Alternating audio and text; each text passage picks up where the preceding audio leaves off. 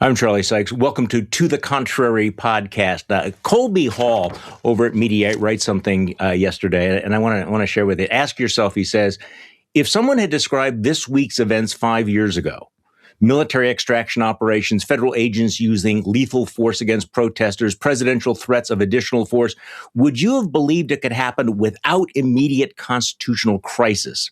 Add to that the Justice Department criminally charging the chairman of the Federal Reserve, an institution designed to operate independent of political pressure. The fact that it now feels almost normal is the crisis. Great point, great place to start. We're not even halfway through January, so let's get to it.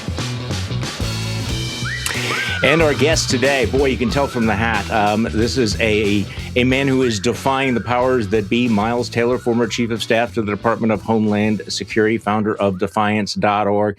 Miles, there is just so much to wade through. First of all, welcome back to the podcast. Good to have you here today. Great to be here with you, my friend. All right, well, let's start with the Jerome Powell story. You wrote yesterday, which I thought was really very interesting. Donald Trump fear-mongered about socialist dictators. Now he is becoming one. So talk to me about that. I think, by the way, two things. Number one, this story is out there in the news because Jerome Powell decided he's not putting up with it. He came out from behind the curtain, posted a video yesterday. Clearly, he is being defiant. He is not rolling over. And he's making it very clear that this is not about any misconduct. This is about an attempt to intimidate and bully the Federal Reserve, the most important, I would argue, most important independent agency. So talk to me about, when you talk about these, Donald Trump, the worst thing that could happen to socialist dictators, and here we are. Yeah, he has all of the hallmarks of it, Charlie. If you were going to try to be reductionist about what's happening, you would say, in the span of a year, Donald Trump has gotten very close to asserting his power in such a way that he decides what is on your store shelves, how much it costs, who runs the companies that produce the things you buy, whether the federal government invests in those companies, and what you know about the economy in which you're buying things, controlling the data and deciding what to tell the American public about the statistics, and then take that one step further by trying to control the Fed, deciding how much your money is worth.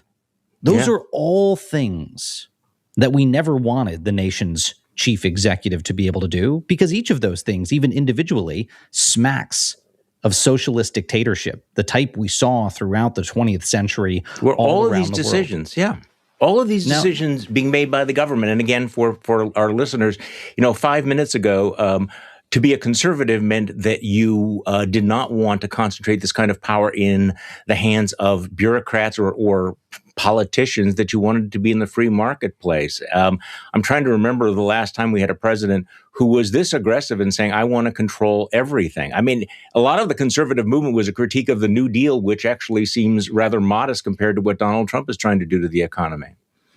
Well, and it's what we, as conservatives, Charlie, used to call a command economy. And for people who are not steeped in economics, that's easier to understand than defining the philosophy of socialist economics. Is a command economy is one in which a single person, centralized power, decides how economic transactions are going to be carried out. That person is all powerful and can insert themselves. There was an example this past week of Donald Trump deciding what he wanted credit card interest rates to be. Now, no American, is going to bed worrying about the credit card companies, but Americans should be alarmed at the president deciding what their credit card interest rates are, just as much as Donald Trump wants to say, I want credit card companies to have this interest rate and lower it. He could easily say, I want interest rates to be 20% on credit cards. We don't want a president who is inserting himself into our wallets like that, into our bank accounts, into individual products on our store shelves. Just look at what Donald Trump did in the past few months to say,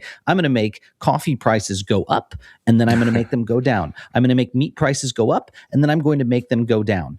Like, his tariffs are direct taxes on those goods, and he was personally making those decisions. And I said in that same piece, if Barack Obama had done the same thing, when I was working in the House Republican majority, we would have self-immolated on the White House lawn. We would have said this was a constitutional crisis. Any one of those individual things, pick one, we would have said Barack Obama was acting like a dictator. Donald Trump has done all of them, and my former Republican colleagues have mostly shrugged and tried to ignore it. But this engagement with Jerome Powell makes it impossible to ignore, because Republicans and the folks on Wall Street who supported Donald Trump's return know that manipulation of the Fed fundamentally puts their livelihoods in danger. Okay, so there's two parts of this that I want to dive into. First of all is, the investigation of Jerome Powell, part of the vengeance tour of Donald Trump. I mean, it's been very clear that he's obsessed with using the Department of Justice as a cudgel to go after people he perceives as his enemy. He's obviously mad at Jerome Powell. It's about policy, not anything else. But why bother a criminal investigation? Let's just talk about the weird mentality behind this. Jerome Powell is leaving. Jerome Powell is not going to be the Fed chair for that much longer. The problem, if you're Trump and you're mad at Powell, fine, he's going. Why? What is the point of sicking the flying monkeys of Pam Bondi's Department of Justice on him?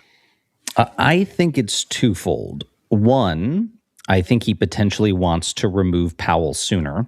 And he already had the pretext of the fact that Powell's going to be gone soon. So having him gone sooner maybe wouldn't be too upsetting to people who are watching, but there still was no real proximate cause. This is the creation of a proximate cause. And here's the thing. Donald Trump knows, at least constitutionally, he is time limited. So, Powell, I think, is supposed to leave in May. Those 5 months, that's a not insignificant amount of time in Trump's world, especially if he wants to take these actions. And so I think they're spinning this up as pretext to get rid of Powell. But the second justification would be to intimidate whoever comes next, is to show them, look, you obey the president or you will suffer this fate.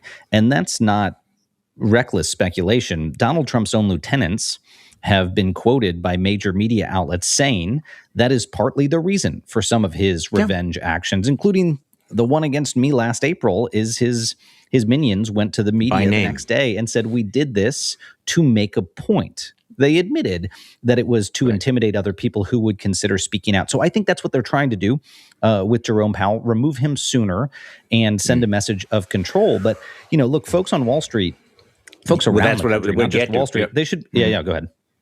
Well, I mean, this is the second point, because there were a lot of people on Wall Street who had been telling the president, okay, you need to tread somewhat carefully about the Fed, because there are some significant economic risks, downsides to removing the independence of the Fed. So there was a lot of pressure against him. So he's going to get his own way anyway. But now, not only, and I agree with your analysis. Now, basically, he's poured kerosene on it and ignoring, not just going after Jerome Powell, but ignoring all the people that were saying, do not destroy the independence of the Fed. Now, there's a significant risk to that. And if there's one thing where he's been a little bit risk averse, and disagree with me if you'd like, has been in rattling the markets. Why was he willing to do this? And how are the markets going to respond, do you think? I think he was risk averse in rattling the markets at the beginning. But now he's been less averse. He's done it anyway. I mean, tariffs are the best example, but you've just seen a lot of these businesses scared to speak up.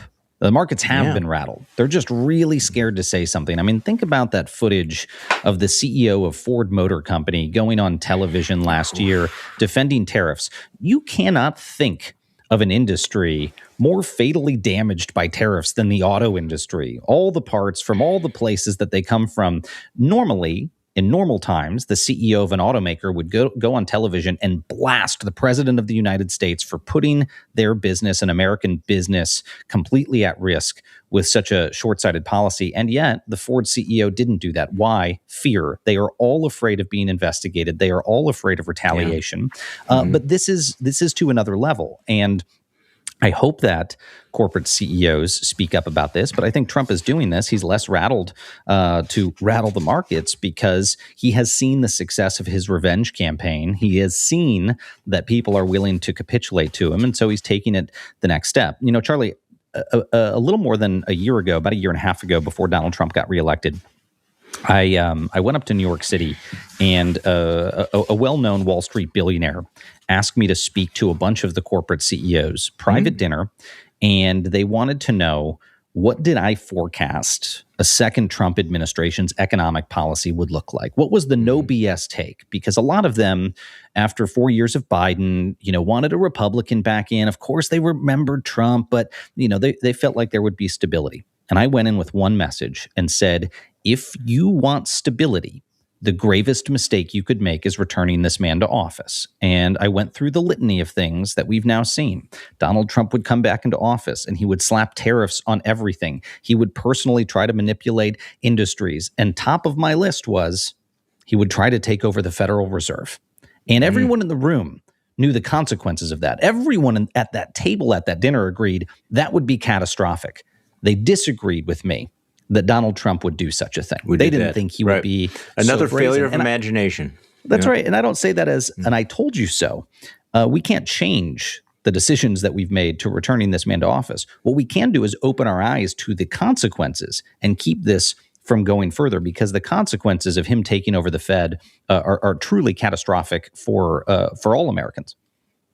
No, I agree. I'm going to read something that Yasha Monk wrote about this. He's basically saying, look, it's very easy to think this is just another one of Donald Trump's, norm-breaking gestures. He wants to, put a pin in it. He said, look, there are many missteps which explain how both Turkey and Venezuela went from flawed but real democracies with unequal but flourishing economic systems to repressive autocracies that are in the grip of inflationary spirals which are impoverishing much of their own population. But the fact that both Hugo Chavez, as well as Nicolas Maduro and Erdogan, repeatedly broke these two fundamental norms, the independence of the currency, is probably more responsible for the disastrous outcomes for ordinary Turks and Venezuelans than any other single step they took. I'm sure that there are others, however. But anyway, Yasha goes on. This is what makes the news the Department of Justice is prosecuting Jerome Powell, the chair of the Federal Reserve, particularly striking. In a crowded news environment, it will be tempting to write this off as one more norm the Trump White House has decided to break, one more extreme thing about which we should roll our eyes before moving on to discuss yet another unhinged post on Truth Social. But it is far more significant than that. And I think we agree with that, which is why we started. Okay, so I want to talk about Department of Homeland Security, your former colleagues, what's happening, the extraordinary events of the last week. I don't know whether it's a breaking point. I don't know whether it's a tipping point. My sense that people are reacting on a visceral level. I think it's exposing certain things about our culture that were pre-existing conditions but are now impossible to ignore. I don't know whether you caught it or not. You probably did. Stephen Colbert the other night, and I'm sure many of our listeners have already heard this, but Stephen Colbert the other night, during his monologue, talked about the shooting, police murder, I believe, of Renee Nicole Good, and the way in which the administration was trying to spin it, how they were denying the evidence, how they smeared her, how they went after her, how MAGA in many ways began to celebrate the brutality and the cruelty. And this is what he said. This was the most striking line when he says that the new culture is obey or die. And as I wrote in my newsletter yesterday, think about this. America went from a country where our operative slogan was live free or die to now obey or die. This is Stephen Colbert. Message from this administration is clear. Only they determine the truth. And when their forces come to your city, obey or die. And if you die, you clearly didn't obey. This should be an alarm bell for the entire country, whether you live in a red state or a blue state. Because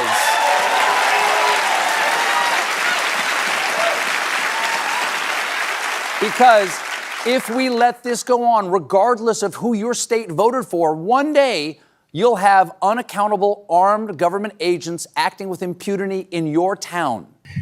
Miles, your reaction to that, is that the future that we have to fear? That it's obey or die, and that we're going to have these masked agents coming into our communities and acting with lawless impunity?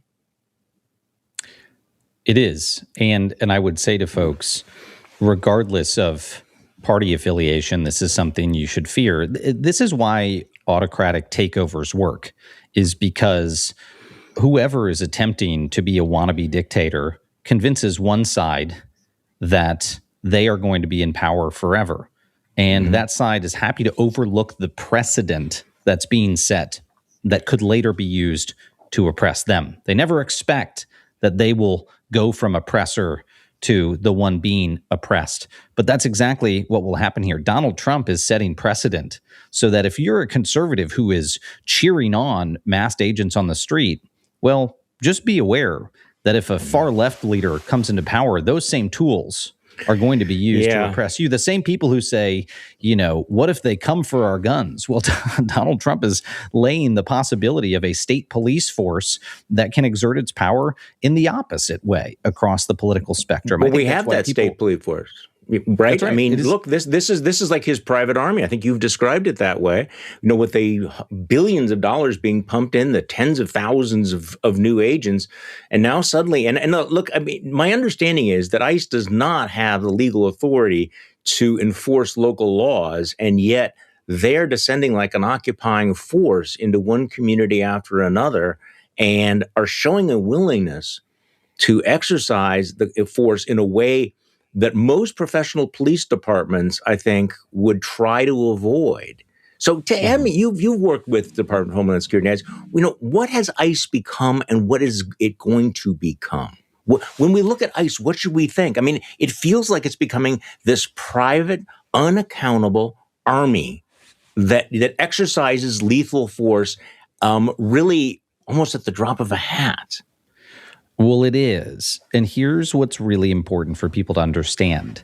Donald Trump wanted the thing that you just described, Charlie, in his first term, very, very specifically, because I see how, people on, the MAGA side write us off and say, this is hyperbole. Of course, he's not creating a private police force for himself. Well, let me tell those MAGA people this. When I was in the Trump administration in those first 2 years, Trump explored the idea of building his own Wagner group, like Vladimir Putin had in Russia, his own personally accountable military and police force. Yep, he looked into a privatized military that would report directly to him. Why? He was jealous of the fact that foreign leaders had that ability, that Putin had something like a Wagner group, and he disdained the military chain of command, which was full of people who were trained to second-guess things like illegal orders, or at least allegedly full of people trained to second-guess illegal orders. In fact, I was later told that after I left the administration, in the third year of Trump, there was another dust-up of this where the National Security Council was sent to go look into the possibility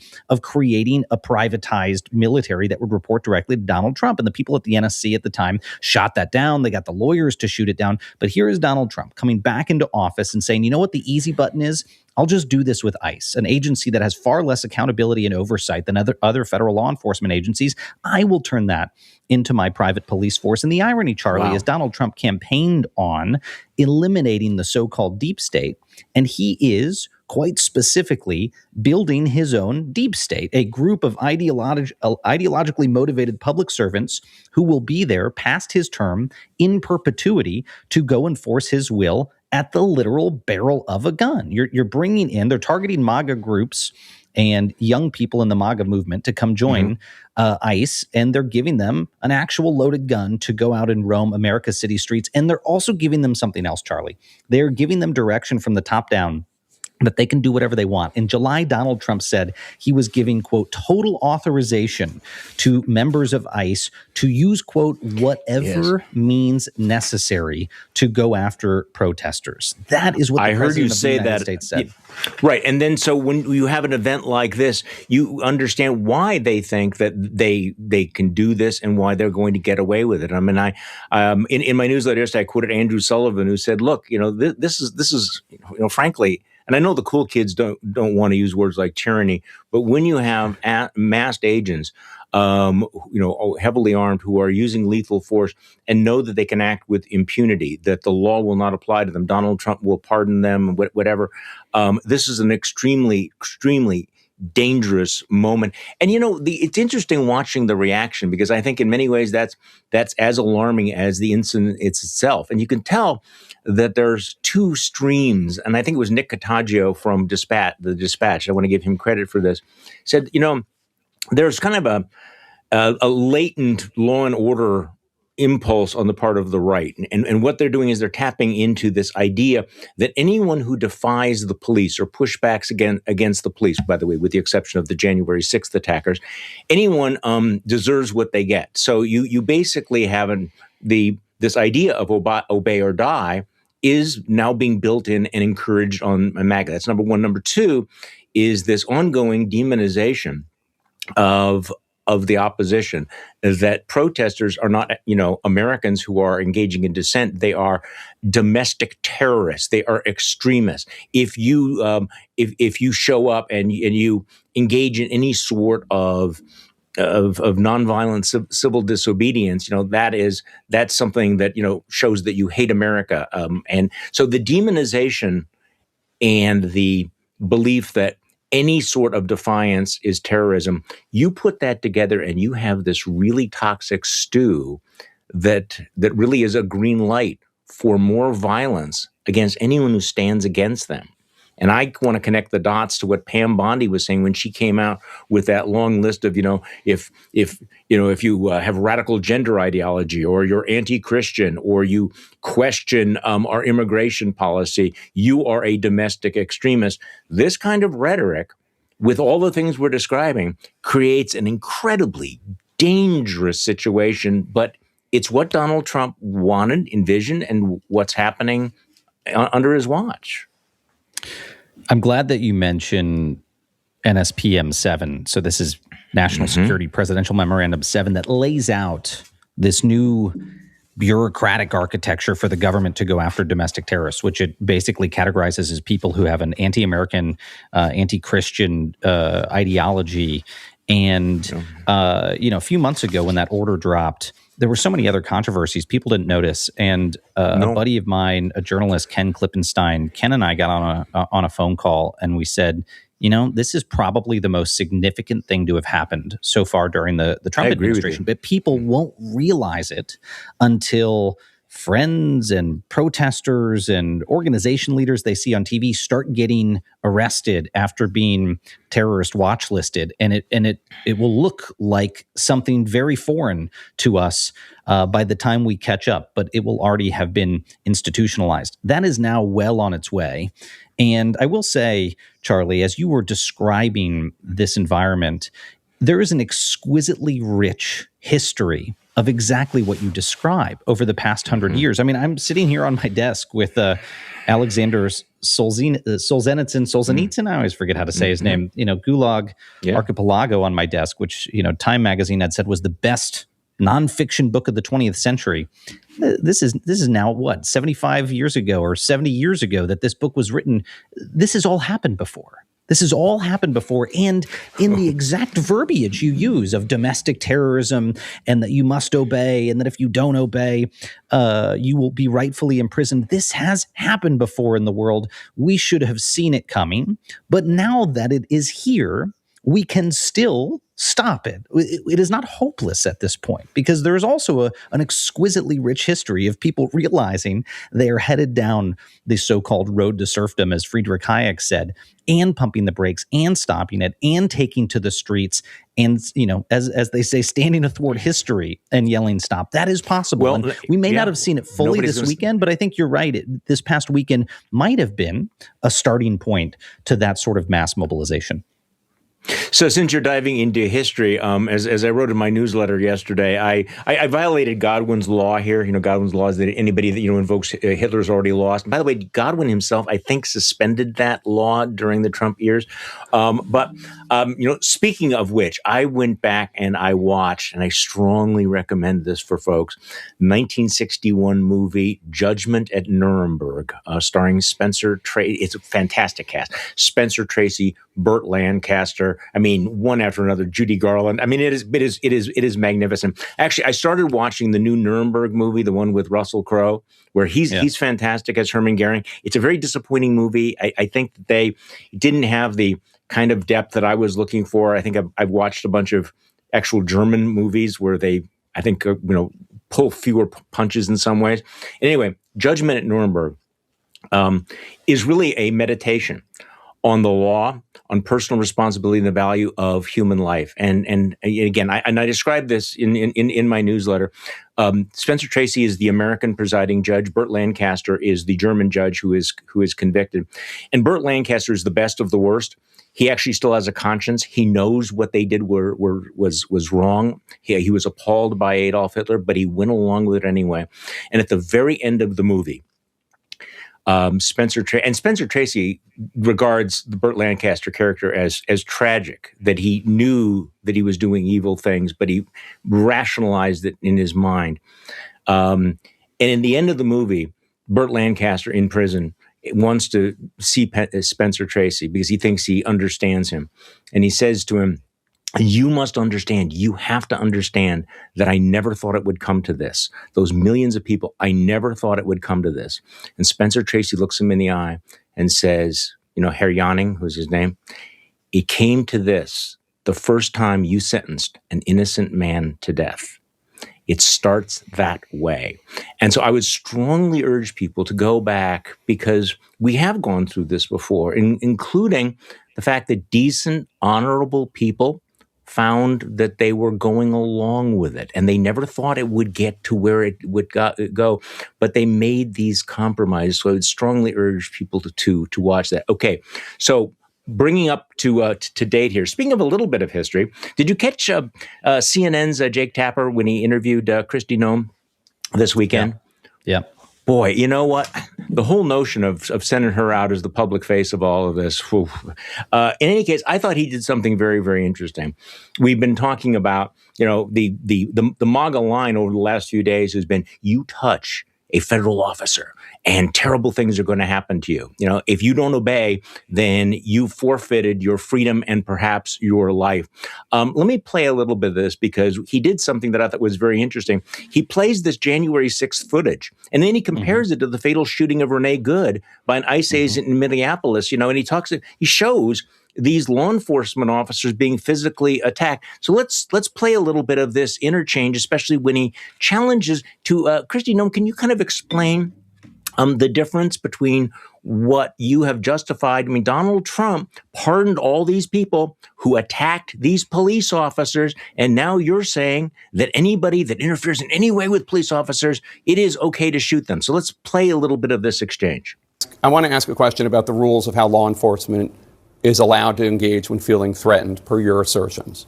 Because I want to show some video to you right now and ask, what is the appropriate response for the police officers in this situation?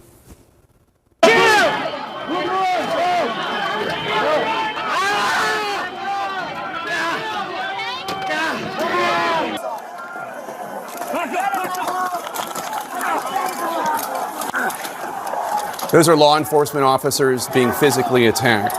By this standard, would any of those officers be justified in shooting and killing the people causing them physical harm? Every single situation is going to rely on the situation those officers are on. But they know that when people are putting hands on them, when they are using weapons against them, when they are physically harming them, that they have the authority to arrest those individuals. The president pardoned every single one of those people. And make sure that they're getting justice for their actions going forward. President Trump pardoned every single one of those people. And every single one of these investigations comes in the full context of the situation on the ground. So, Miles, Kristi Noem really can't explain that, can he? This sort of Orwellian doublethink. The people who attacked the cops on January 6th, they are patriots. The president lets them off. There is no rule of law that applies to them. Woman in Minneapolis turns her car, moves it a few feet ahead, and she's shot dead. And the entire weight of the federal government justifies her murder. Just your thoughts about that exchange with Kristi Noem.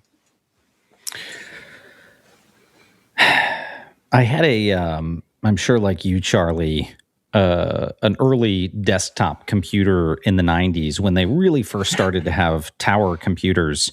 And if you remember in that time period, if you had a Packard Bell or something, you got the blue screen of death all the time. Today kids won't even know what that is because it doesn't exist. But, almost every day there was a point where your computer, the programming just seized up. Yeah. It couldn't figure out what to do. And it was blue. and it was blue, and that was Noam on Jake Tapper. Her programming could not handle the hypocrisy. And this is emblematic of, I think, something larger about not even just this administration, but anytime you see would-be autocrats come into power, they have to build their rule on lies and hypocrisy, because there's no other way to do what they want to do. They claim to be protecting freedom, but they have to deprive people of freedom in order to achieve what they want. You could go on down the list. This was the perfect example of a hypocrisy. It's also instructive, I think, because whether it's you at the dinner table or Jake Tapper talking to Kristi Noem, this is one of the best ways to show people the truth. Is you give them the hypocrisy and you put them in the position to try to justify it. I mentioned the deep state earlier. When I bring this up with fellow conservatives, they don't know how to respond. When I say, Donald Trump spent years railing against the deep state, but now isn't he building a tens of thousands of person ideologically motivated deep state if he's hiring these people into these jobs? They don't know how to respond to those hypocrisies. And hopefully in their quiet moments, they understand there is a contradiction here, and the only way to answer it is to see the truth about the regime. So I do think it was really useful that Jake did that. But I will say about the actual incident in Minnesota, this was affecting to me, Charlie, in a way that I'm sure it was for other people for a really simple reason. That Honda CRV that Renee Nicole Good was driving, I've got a family member who drives the exact same car. It even looked like the same year of that car. And when you watch that footage, you see it and think, my God, that could be my sister or one of my friends or just me deciding to drive away out of a volatile scene and being shot in the head. And I think that's what, among many other things, is so affecting about this episode for Americans, is it went from intangible, these threats from this administration, to very personal, very ordinary. And that banality of evil is something that our predecessors throughout history who've confronted authoritarianism have said is a hallmark of your turn down a dark, dark path as a nation. And it has become so banal. It's a traffic stop that's fatal and that you just have to accept because the regime says you have to accept it. Yeah, there were a lot of things about that were different. Let's be a little bit cynical here. I mean, the fact that she was a young, attractive, blonde woman, I think is somewhat of a difference, because there have been other people killed by ICE.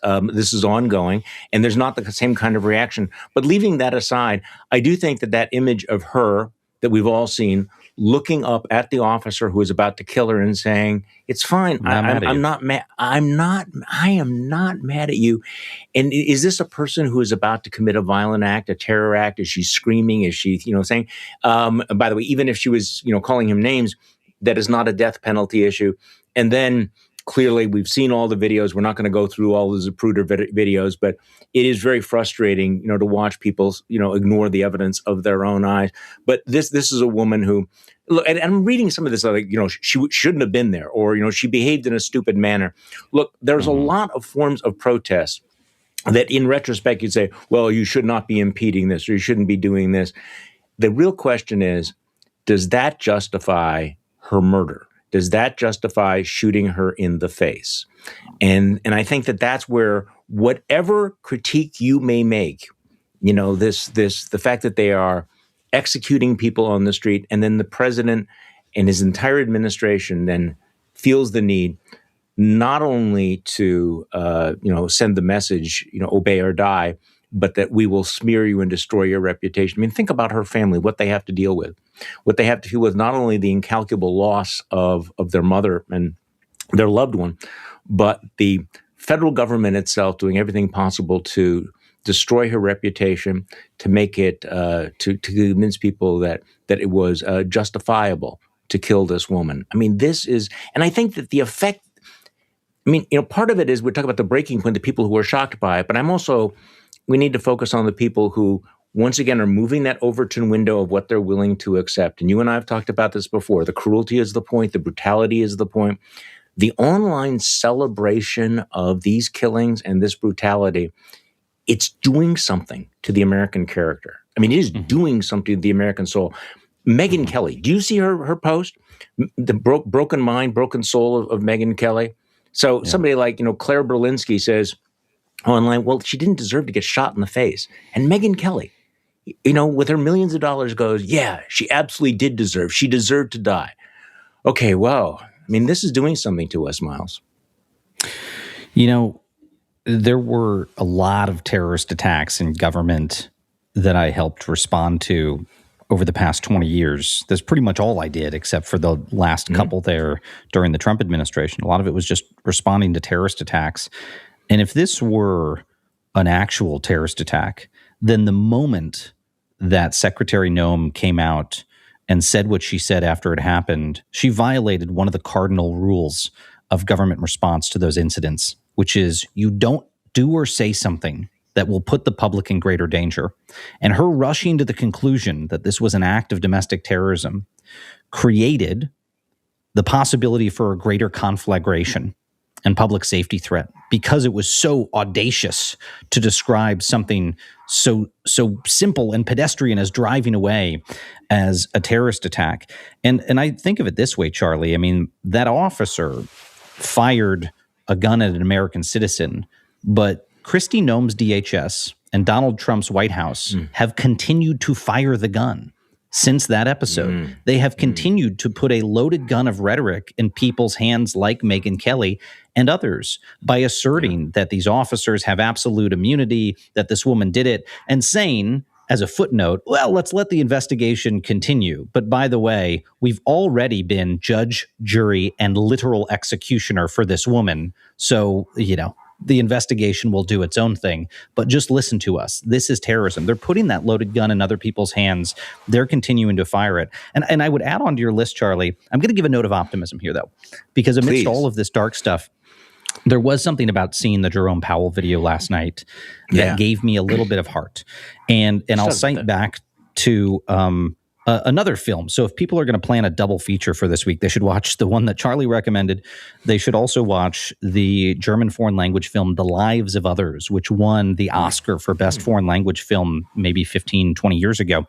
Fantastic film. But, as both Charlie and my editors at some point in the past have said to us, you show, don't tell. Don't tell people. And I don't mean this as a knock against you, Charlie, but guys like you and me tell every day, what's happening. Art shows. And The Lives of Others is a great film about what was happening in, Stasi Germany as the Stasi were investigating innocent people for their writings.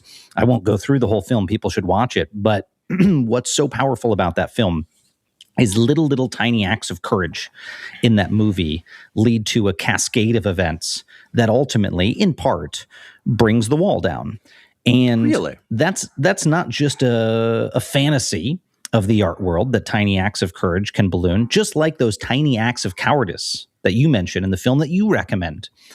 People looking the other way as an innocent person is charged can lead to autocracy. So can those tiny acts of courage. And when I saw Jerome Powell's video last night, I thought, you know what?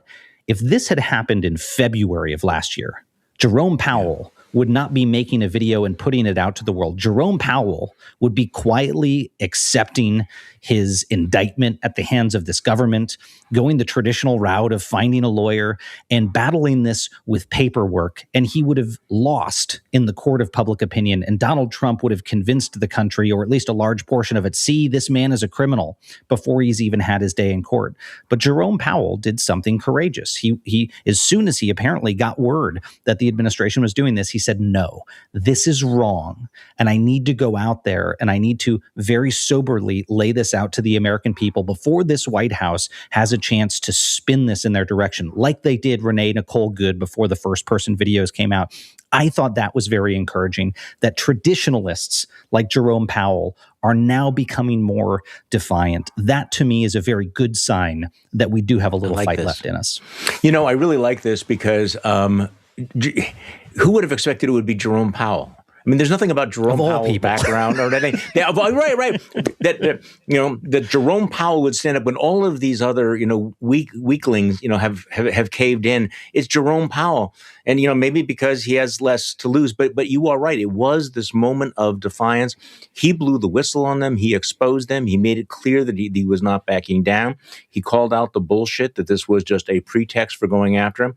And my guess is that this has rattled many of the people who have, told themselves, as you were describing before, told themselves, we can manage this guy. Don't worry. He's not going to do the crazy things.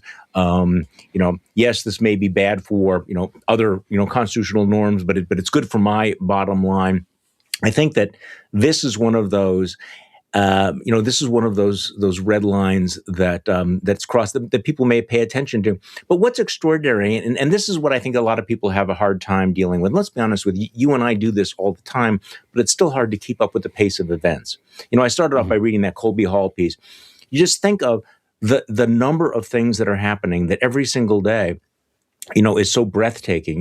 The invasion of Venezuela, the threats against Iran. By the way, how ironic that Donald Trump is threatening a military attack on Iran because they're shooting protesters while we are shooting protesters. But let's leave that aside.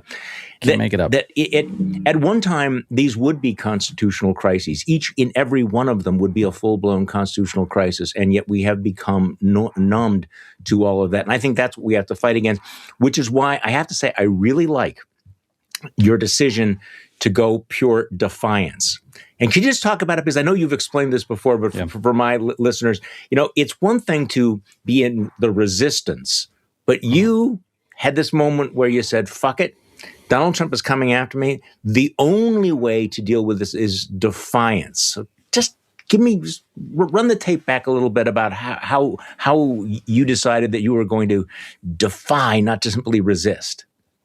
Honestly, it's not dissimilar from what we just saw from Jerome Powell. I think a year ago he would have maybe put up a resistance, which is reactionary. Something happens to you and then you respond. Maybe you respond forcefully. And that's probably what Jerome Powell would have done on time delay. But instead he showed defiance. I mean, he actively leaned forward and said, no, I'm not going to take this, which I've got to say, Charlie, I have to agree with you that you couldn't pick someone better than Jerome Powell. He's so vanilla. I mean, this guy, yes, exactly. He's the guy that eats grape nuts for breakfast and doesn't put honey on it or sugar or anything. He just eats straight grape nuts, maybe without even milk, but clearly now he's serving piss and vinegar for dinner. I mean, something happened with him and all of us in this time period. And for me and my wife, it was that literal shift of deciding we could either have our fate determined for us by a bully, and just wait and see what Donald Trump did to us,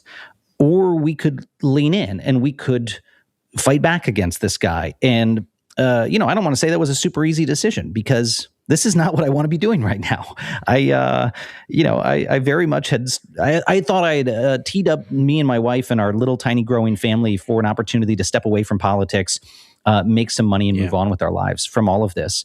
And this took a wrecking ball to all of that. And we could have said, you know what, we're just gonna wait and see what Donald Trump does, quietly rebuild, go try to build another business, do other things. But, credit to my wife with her spine of steel. She was like, no, it's very, very simple. This is just wrong. And if we don't fight, then we deserve to be on that list of cowards who just gave them the opportunity to do this to other people. And that mindset shift, and this is going to sound like, we're on the therapist couch together, that literal mindset shift to this word, defiance, changed our lives.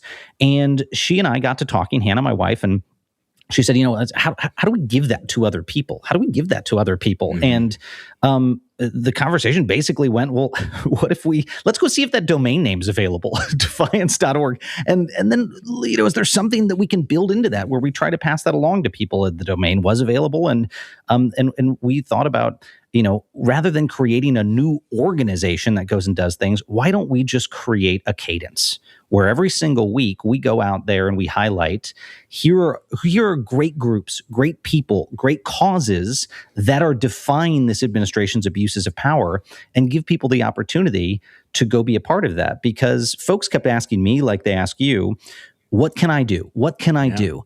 And they're going out there and doing things. They're protesting, but people have an insatiable hunger now to push back. And so we created this, little nonprofit org to go present those opportunities every week of other things that people can do. And if they don't have the time, then, by by pooling our funds together in a club membership, we can go give to each of those groups every single week. Now, that's a small thing that can be done, but we're hoping to sort of train people in the idea of, by default, defying this guy rather than just resisting or reacting to the things that are happening. Because, as a little history nerd, that to me is one of the key differentiators of resilient societies who throw off the yoke of autocrats, is they shift into a defiant posture and not just a reactionary resistance posture. And I don't pretend that defiance.org is going to do that for the country, but I think we each need to show by example that that's possible, and it's not scary, because that does spread just like cowardice can spread.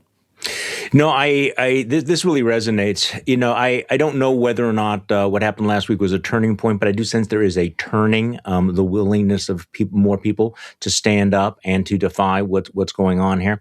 I think there's also kind of a radicalization going on, people understanding that there is nothing normal about this, and that the people do need to push back against. And I guess that's where we separate from, and I understand the sort of, I'm calling balls and strikes political critics as if this is somehow normal politics. But with every passing day, with every passing week, I think it's obvious that this is not normal politics. And that with Donald Trump, you can't appease him. You cannot, you can't enable him. You can't rationalize him without taking everything else that's happening and that will happen. And you hope that's dawning on people, and then you hope that dawning realization translates into some sort of tangible action. And look, I just think that this is going back to the point we've been making.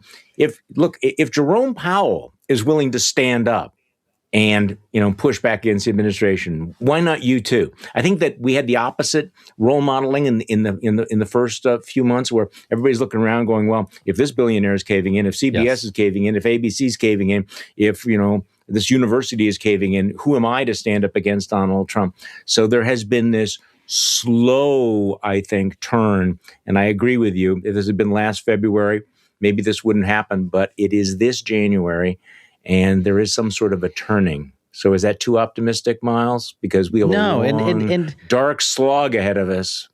We do, and history is ever the dramatist, and she is making Shakespeare blush this year by, on the 250th anniversary of America, laying all of it out and saying it's all at stake, and you might throw all of it away, but there is something unifying and inspiring about that, Charlie. And I've been saying the past couple of weeks, there's a very, very clear manifesto for the opposition. It's not oppose everything Donald Trump does and hate him for being a populist conservative. It's we can unify around opposing the things he does that violate our foundational civic compact. The manifesto for the opposition is written. It is the United States Constitution. It's the easiest way to oppose this man, regardless of your party affiliation, is to say, you know what?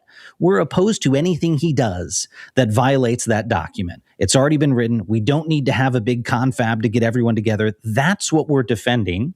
And there is something honorable and inspiring about being forced into this situation. We are forced to reckon with what our first principles are, to rediscover them if they've forgotten, and to have that opportunity, hopefully, to hand off the republic to the next generation. It's not a guarantee that we will. I really don't think it's a guarantee. You and I were talking briefly in the green room beforehand about how it's not a guarantee. But if we do it, it's the noblest thing any of us as Americans could possibly do with our lives and with our time. So I am no longer lamenting and navel-gazing our situation.